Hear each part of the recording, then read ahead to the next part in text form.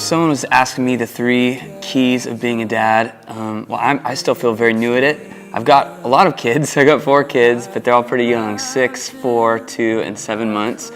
And what I take as far as finding what I think is important to being a dad is I look to my dad. I'm one of the guys that gets to look at a dad who followed Christ and is a faithful husband and loyal to his family, and so I'm one of the lucky ones that got to have that to look up to. And some of the things I take from him are, one is consistency. Like he practices what he preaches. He's a worship leader, my dad is, and what I loved about seeing my dad on stage, he's worshiping, he's leading a church in worship, and he still does it today.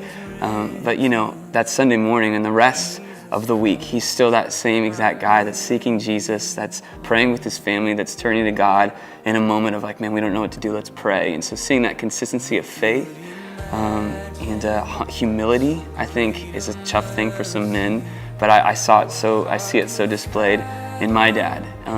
He's approachable and humble, willing to learn, willing to say I'm sorry when he's messed up, and to have that kind of dad, to be approachable, is massive.